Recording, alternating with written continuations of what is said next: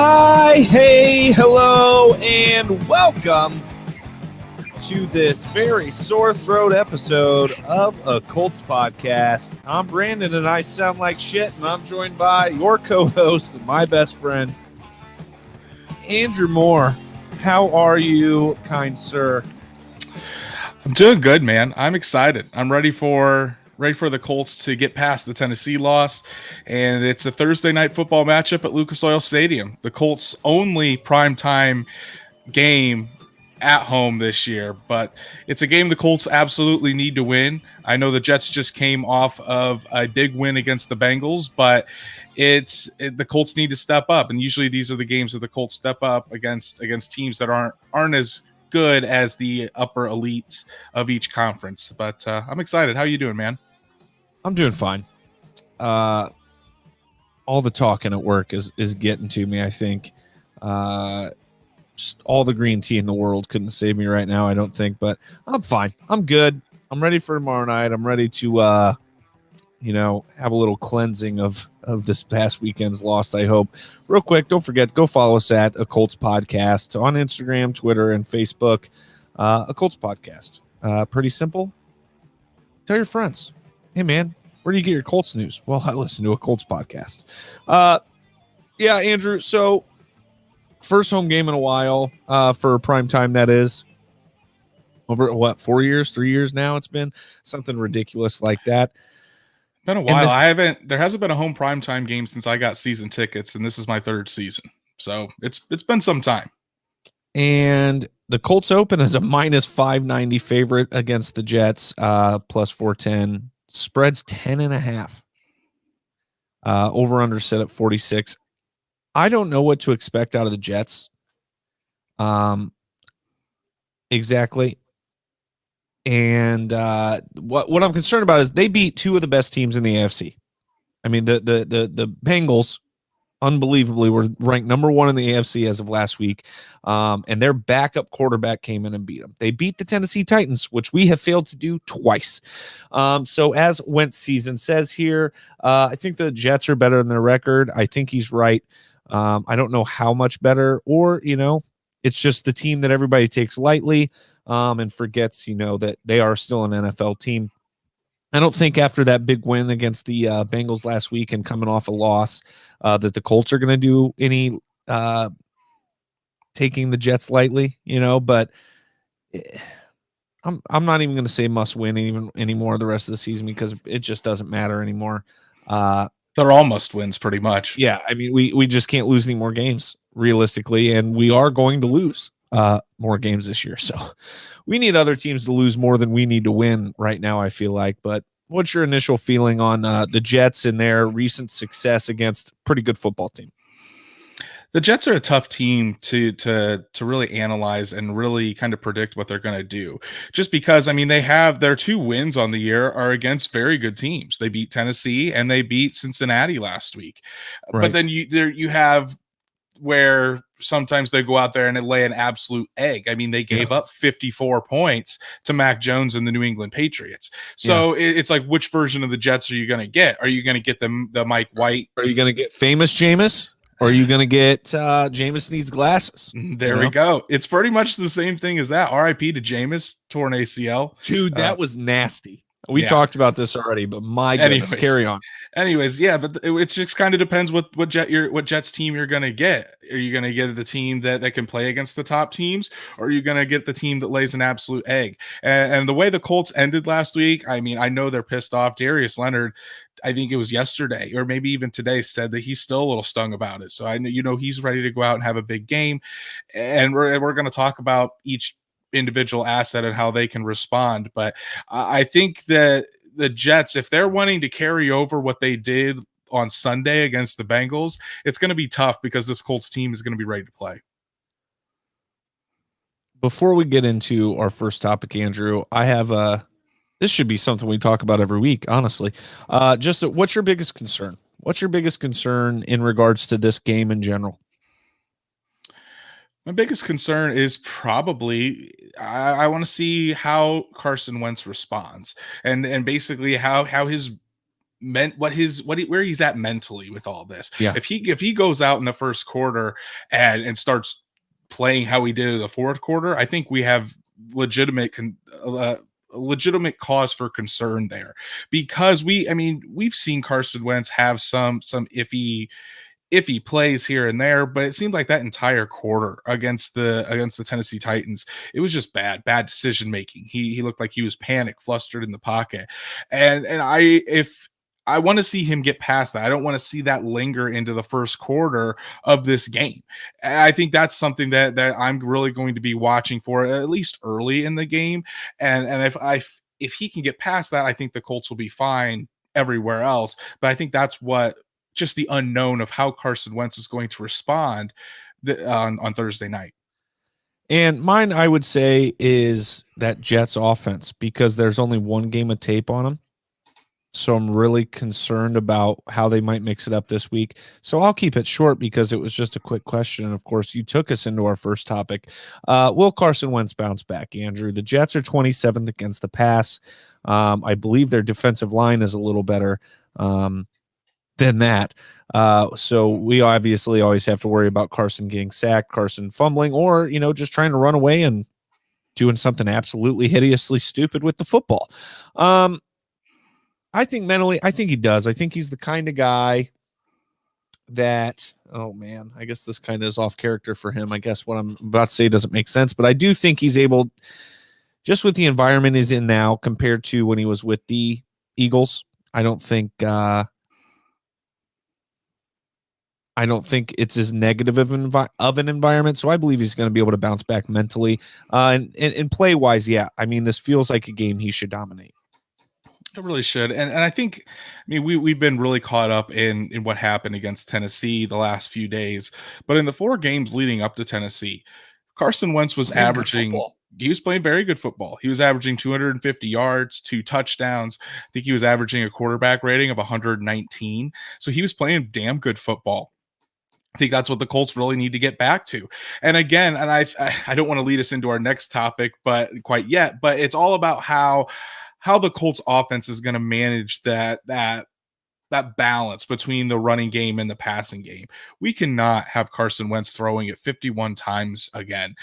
That's just not that he can't do it, and not that it's not like he can have he can't have successful games if he does throw it that much, but there's no reason to. When you have guys like Jonathan Taylor, Nyheim Hines, and you have that offensive line that the Indianapolis Colts do, especially when they out of pass protection or going up and run blocking, the run blocking has been the strength of this offensive line this year. Yep. I think the Colts really need to rely on that. So I would like to see a more balanced game out of this Colts offense. I want to see more RPOs and more running back screens. When I was looking through the film of the Titans game, when the Colts were having success early, it was a lot of those running back screens, getting the ball into Jonathan Taylor and Nyheim Hines' hands in space and letting them go to work. It was the RPO action where it brought the defense in, and then there was a walk-in touchdown to Jack Doyle. There was numerous completions to Michael Pittman Jr., who's I'm sure is going to have a lot more targets tomorrow night. So I think we can use those things not only to just get easy plays, because it makes the Colts offense look very easy, but it gets Carson Wentz into a rhythm as well. So just kind of using those things that the Colts relied upon when they played so well on offense against Baltimore, against Houston, kind of going back to those concepts, getting Carson Wentz in a rhythm, relying on the running game and not putting so much on the shoulders of Carson Wentz. And I think the Colts will be successful. I think the key to making sure he does bounce back is, obviously he's got to mentally, put last week behind him, but I think Frank Reich has a lot to do with it. Frank Reich needs to help him get past it and bounce back, and he needs to, like you said, it needs to be more balanced. We need to run the ball well.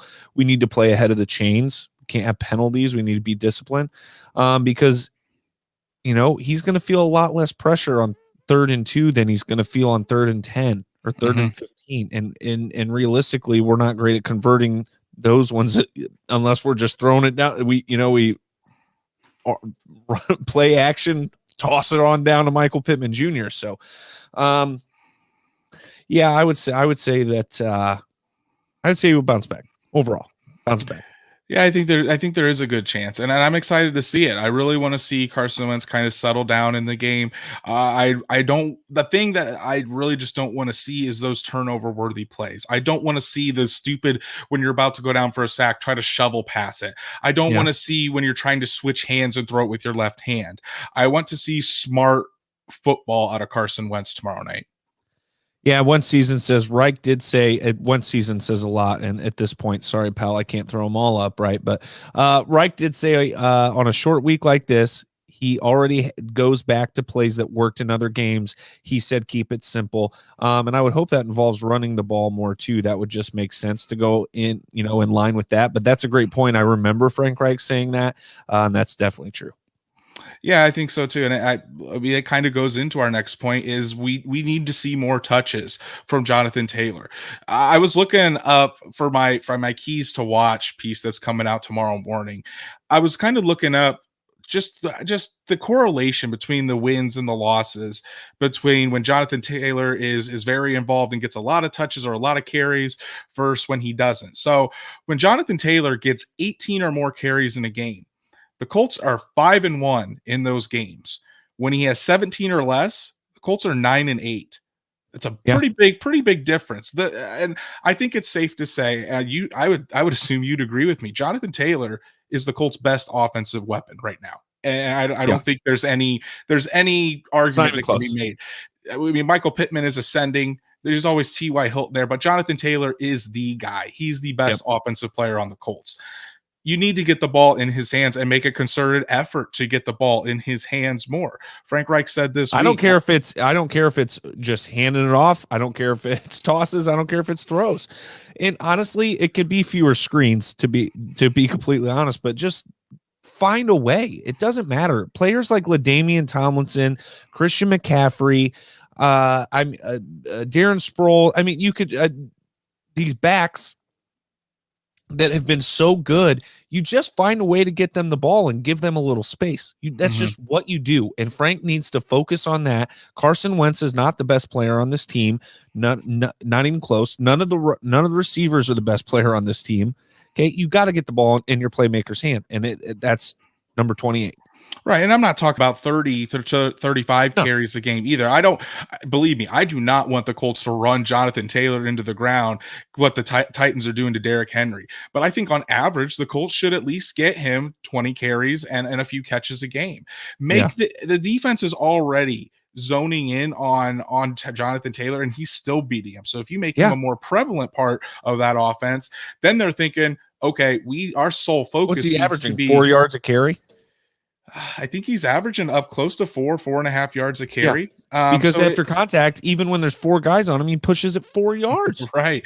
And so I think that's a huge key to success for this Colts offense is just making sure Jonathan Taylor stays more involved. And I'm also talking about, especially in the second half, it seems like it seems like the Colts do make a concerted effort, even if we're in the lead, to get Jonathan Taylor the ball early in the game.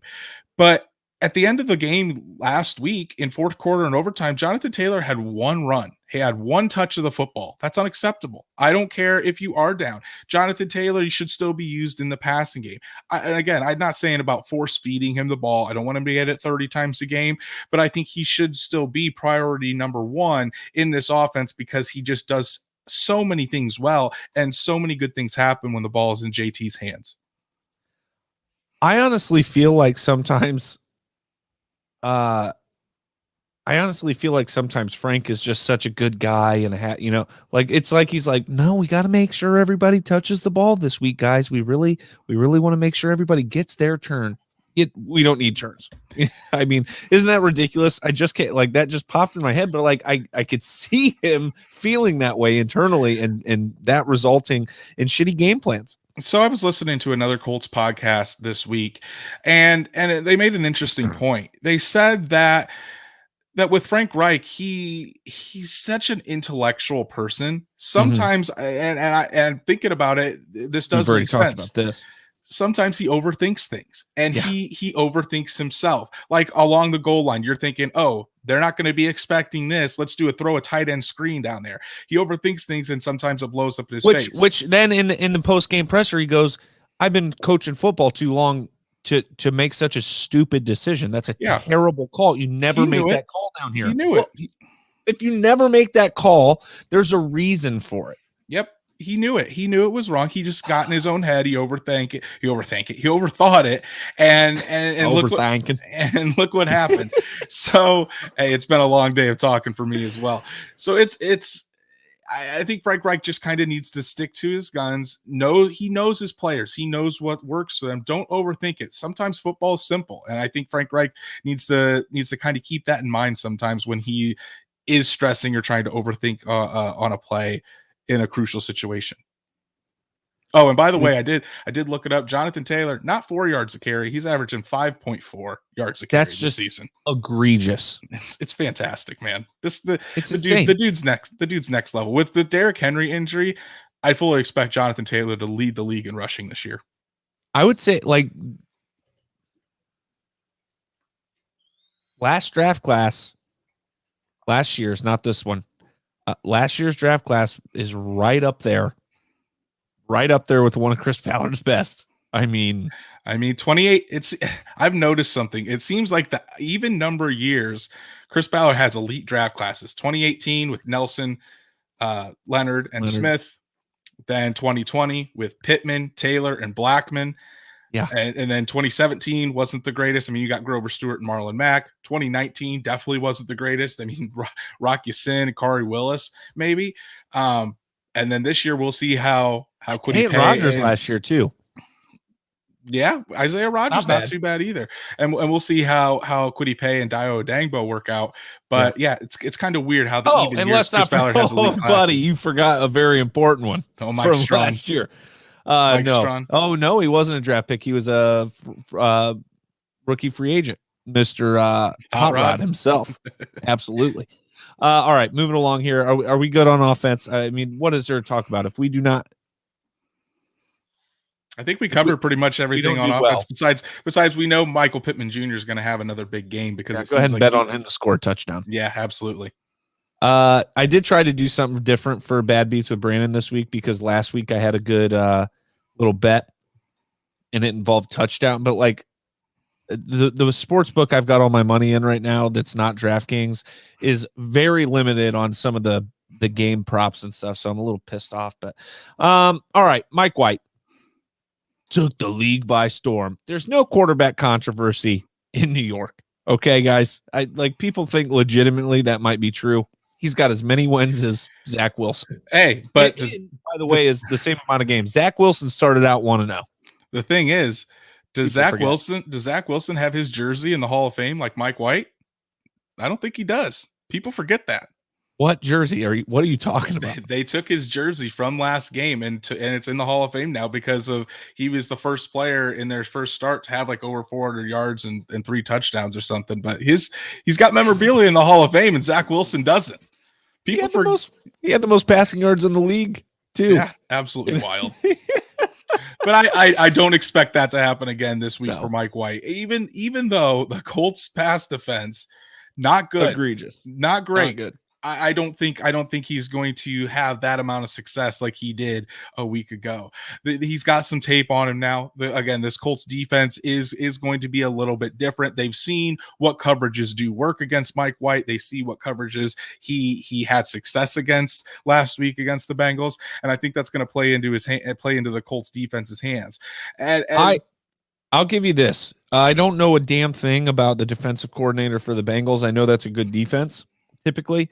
But I do think Eberflus is good against young guys, and I think he'll be able to mix it up well enough to really throw this dude off. I mean, he's kind of like a Bill Belichick-esque approach.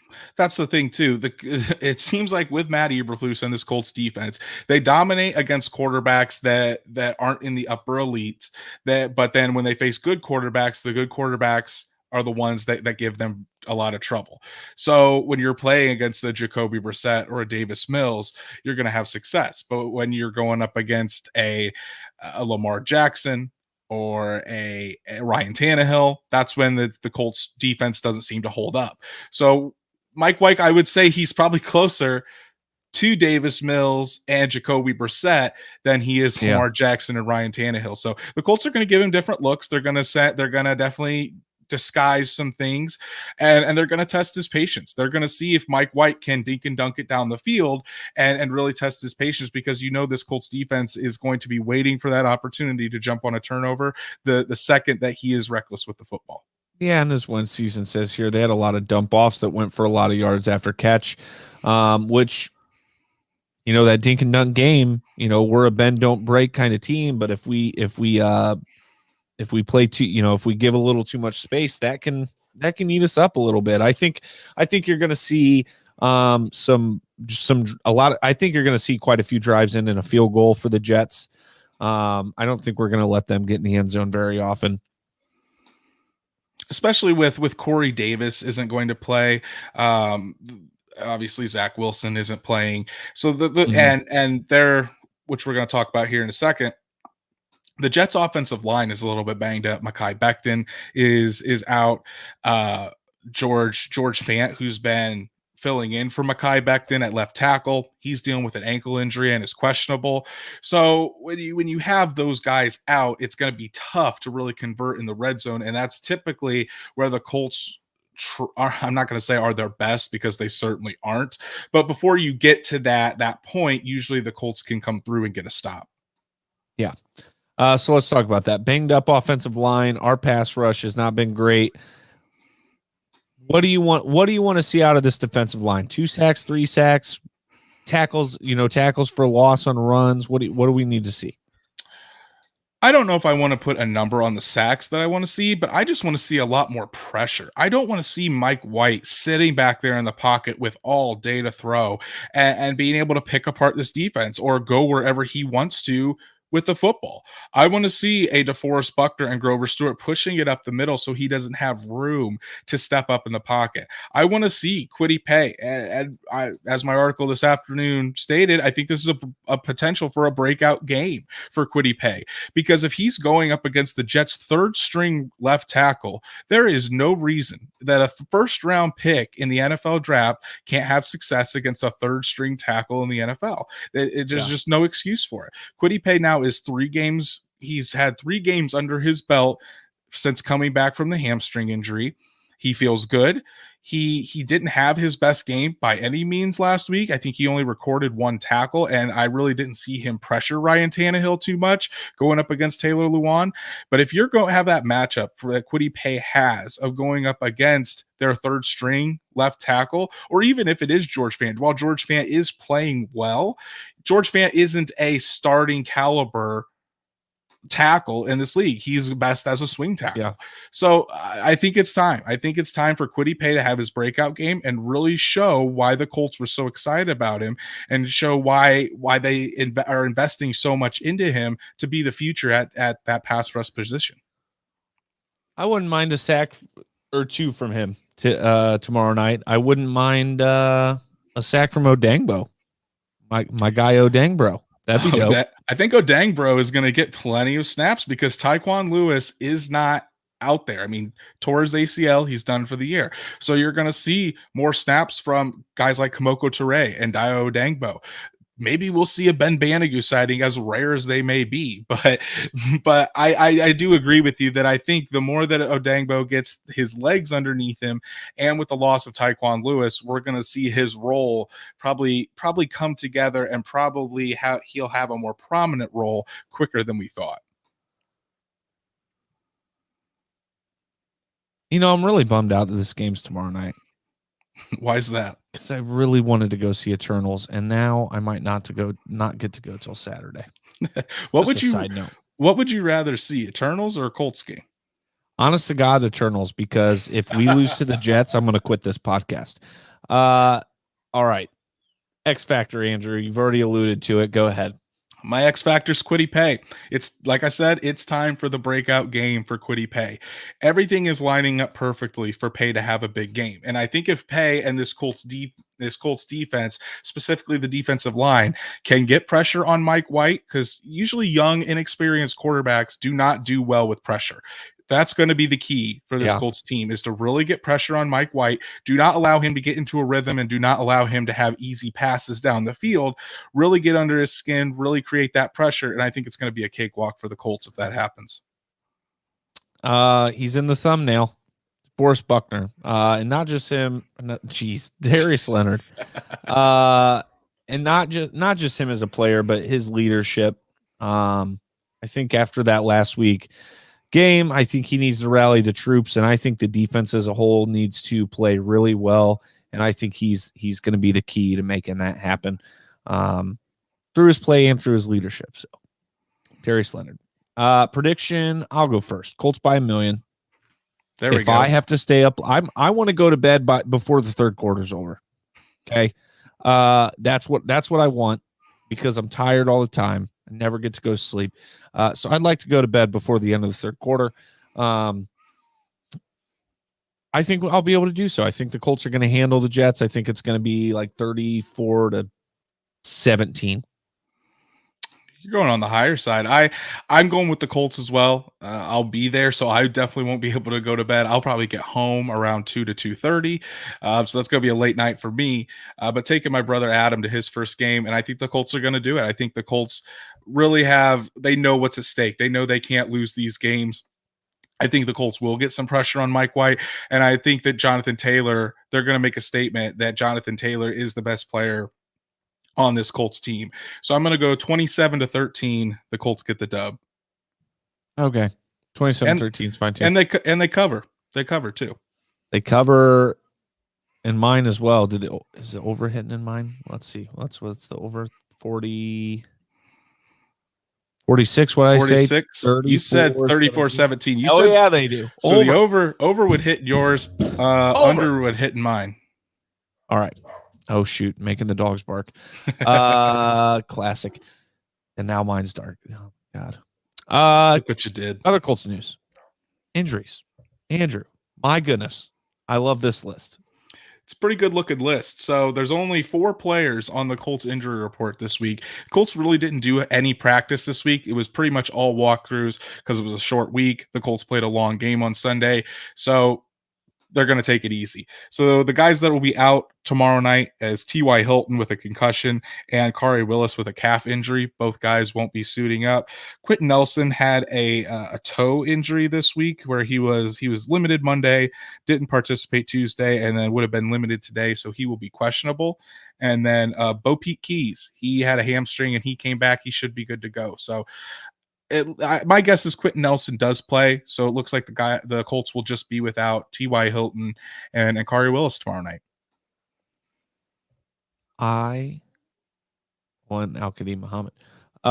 I'm so sick and tired of anything below the knee. Sick of it. I think all Colts fans are. I think all Colts fans, including the knee. I'm pretty sick of that too, because I mean we've had numerous one more thing about a foot. Injuries. I'm gonna freaking break something. All right. Week 9 slate of games. But first, Monday Night Football. Chiefs win. Woohoo! Chiefs win 20-17 against the Giants. They almost didn't. The Chiefs. Yeah. Chiefs don't look good. They really don't. Let's see here. Hold on. Pay attention to the ticker here. The ticker. Are we getting close? The ticker. I don't know. It's Chiefs. Well, here, Chiefs Green Bay. Chiefs Green Bay. For the people that aren't watching on YouTube and just listening to the podcast, I saw this stat or this comment earlier this week. Green Bay plus 270 because Aaron Rodgers is out. Chiefs minus 345 after they just barely beat the Giants. Hilarious. Carry on. But anyways, the Chiefs, the rest of the way, do not play a game against a team that has less than a 500 record. That is tough for the Chiefs to end the year, and they're sitting at what 4-4, just a game Something above like the Colts. Yeah. It's going to be tough for the Chiefs to make the playoffs if they don't turn things around. Hey, it happened to Peyton Manning once, I think, right? After his rookie year, he didn't make it one time. 2002, I think. Something like that. I don't know. We won a lot of AFC South Yeah. championships. All right. The winningest decade in NFL history was that Yeah, 2000s Colts team. Hall of Famer. Pick'em standings, just inching away. Here I go. Just a little bit at a time. 76, 46, 62%. Andrew, 74 and 48 at 61%. I'm just going to pull away this week. Just mark it down. I'm going to be up another game or two. So now we're making a comeback this week. That's for sure. Nope. And I've got one pick that's just going to seal the deal here. All right. Andrew, Jets versus Colts. Oh, shoot. I need to pull it up. I should probably actually make the picks. Jets versus Colts. We both picked the Colts. Who's next? The next game is the Browns at the Bengals, and I'm going to go Bengals here. I think the Bengals bounce back from that embarrassing loss to the Jets, and the Browns with what's going on with Odell Beckham Jr. I didn't put this in the NFL news, so we'll just say it here that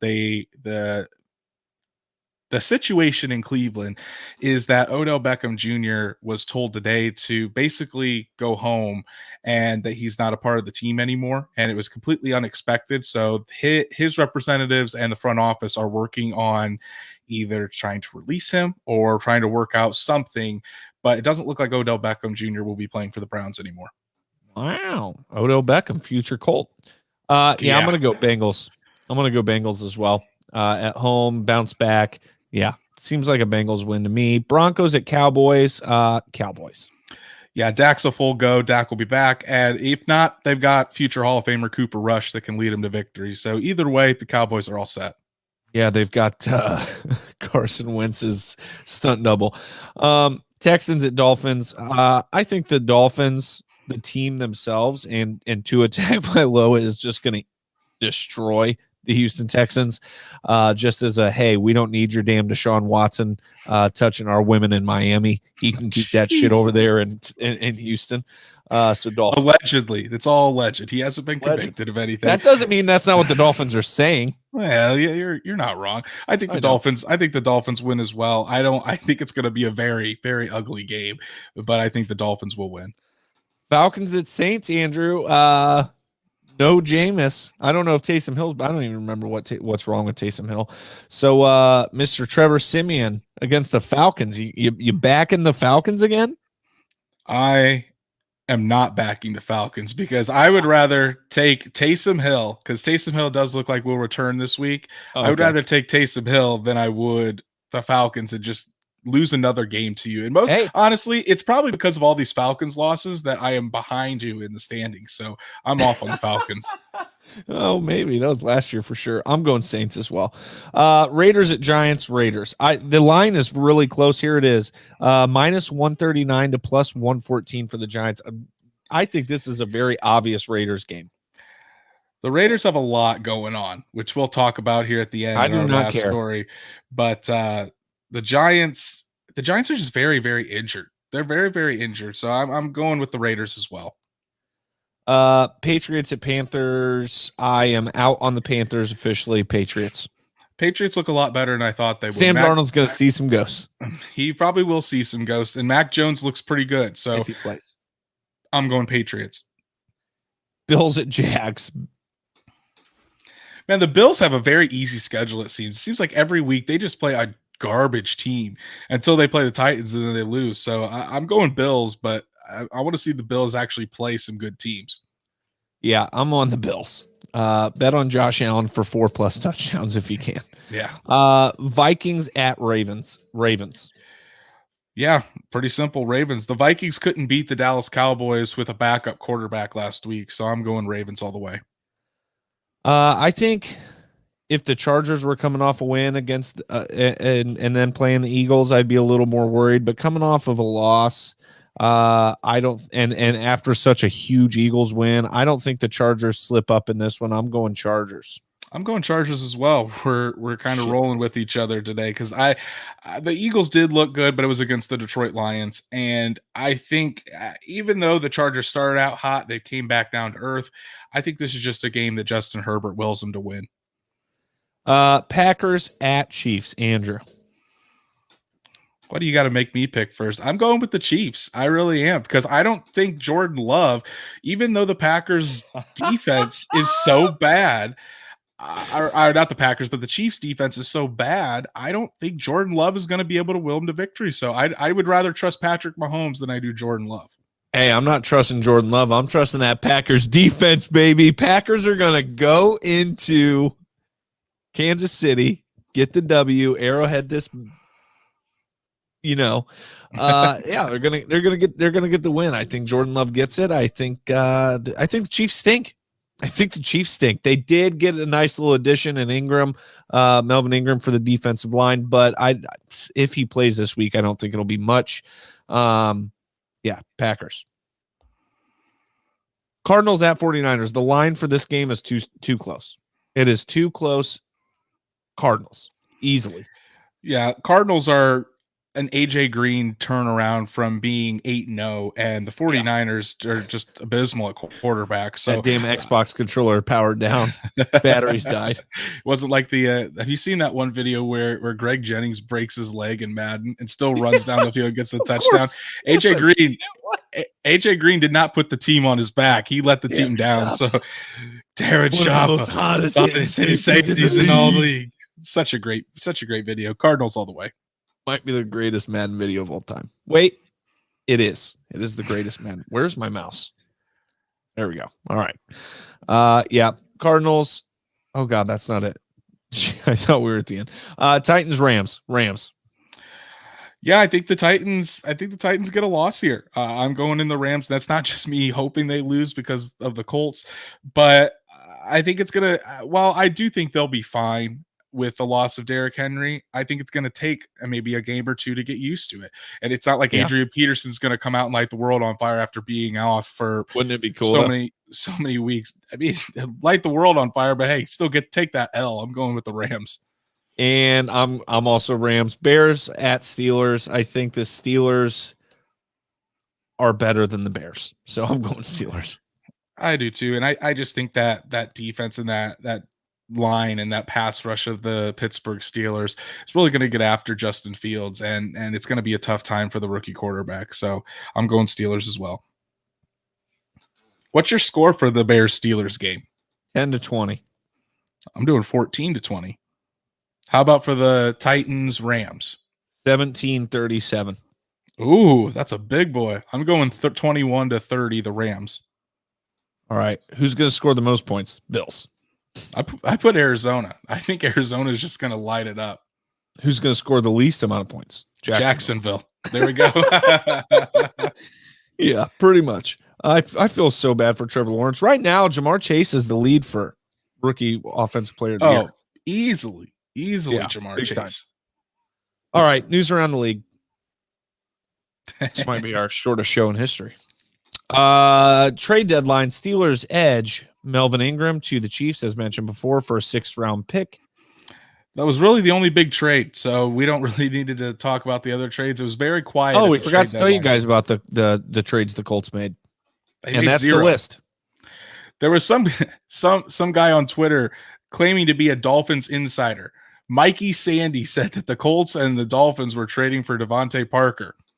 Did not happen at all. So good job, old Mikey. Nice breaking news there.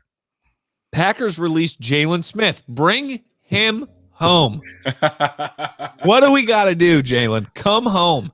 You've got your cryo freeze place in Fort Wayne here. You got some business here. Come home. Your mama wants you to come home. I saw that he made like $200,000 and played like 17 snaps for the Packers or something like that. I could be completely off on that, but yeah, Jalen Smith back on the market. Come home. Don't ask for a lot of money, but come home. Saints wide receiver Michael Thomas announces there's been a small setback with his ankle injury and he'll miss the rest of the season. Bullshit. Man, he literally tweeted at, who was it? Just decided that they were going to take some time off of football recently. Who was that? Last week. Calvin Ridley? Yeah, Calvin Ridley. And he said so I feel you, bro. This dude just doesn't want to play football for the Saints anymore, period. Yeah, it could be a big possibility that Michael Thomas's tenure in New Orleans is over, and this offseason it's going to result in a trade or something to that effect. It just doesn't seem like the relationship is very good.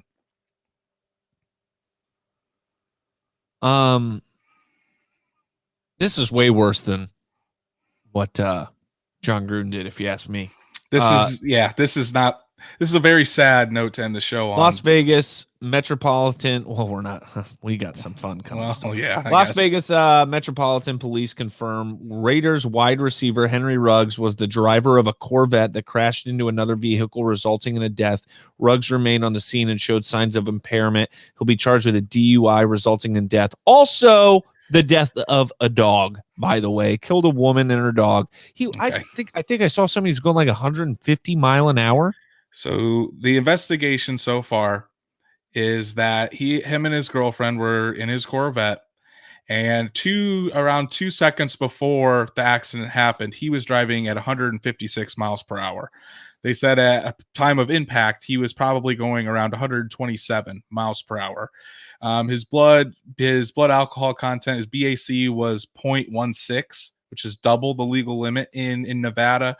And like you said, it ended in the death of a 23-year-old woman. He's facing, with that charge of DUI resulting in death, it's a felony. He was also charged with reckless driving. So it could be possible that Henry Ruggs is facing at least 2 to 20 years in prison for this. The Raiders have already released Henry Ruggs.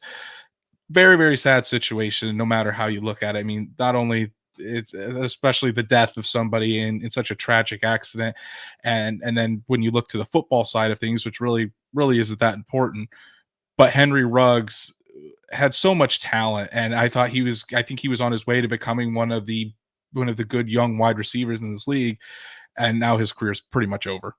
Real sad situation all around. Yeah, it's over. Let's move along to my segment, if I can find my audio here. To little Bad Beats with Brandon.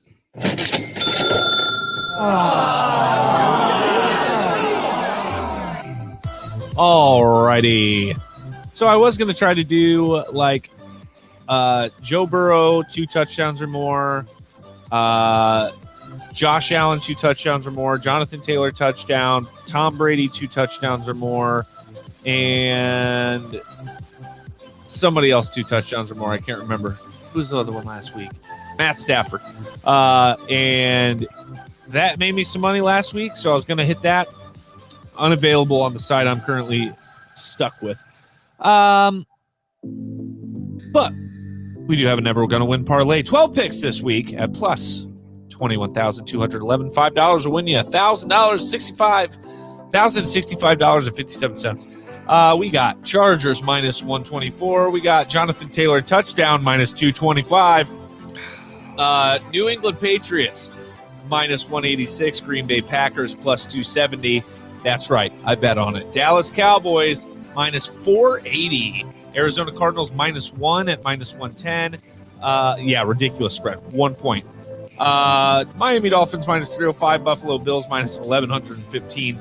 LA Rams minus 360. Raiders minus 139. And the Baltimore Ravens minus 265. And last but not least, the Saints at minus 250. And that has been a wonderful rendition of Bad Beats with Brandon.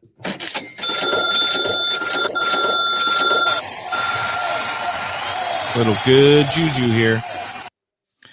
Man, I need to make me some money. I have been atrocious on my bets. But hey, I might actually win a futures bet, because way back at the beginning of the NASCAR season, I put some good money on Chase Elliott to win the championship. And hey, he's in the championship 4. So if he wins on Sunday, I'll be celebrating a little bit. He doesn't have to win. He just has to beat the other 3, right? He has to beat the other 3 competitors. But ever since that NASCAR went to this format, the winner of this race has always been somebody in the championship 4. So pretty much all the teams bring their best stuff. The other teams just kind of let them duke it out. So with no Colts game on Sunday, I'll be able to watch the full race and see if old number 9 can get the repeat. Let's go, Mr. Elliott. 2 in a row? What'd you bet? What's on the line here? I don't know. I got to look it up. I cannot believe you're allowed to bet on your favorite driver when that's your quote unquote favorite sport. And it's okay to bet on him, but not on your football team. Yeah, because bad juju. It's bad juju for Chase Elliott, and you cast it on him in the beginning of the year. Listen, I've won a lot of bets on Chase Elliott. Yeah, it's because you bet him every weekend. He's going to win sometimes. Let's see here. All right, while Andrew's doing that, don't forget, guys, go follow us at a Colts Podcast on Twitter, Instagram, and Facebook. We appreciate you guys listening. Andrew's going to pull up his damn bet. So I bet $60 to win 270. That's it. Bad. Not too bad. Hey, that's it. We don't make huge bets. I'm balling on a budget here. We just bet for fun. Thanks for listening. I'm going to go get paid by my employer to drink a little alcohol. Until next time, until tomorrow night, go Colts. Go Colts. Let this moment become a cherished memory. And then remember, a legacy is only worthwhile when there is a future to fuel. God bless you, and God bless football.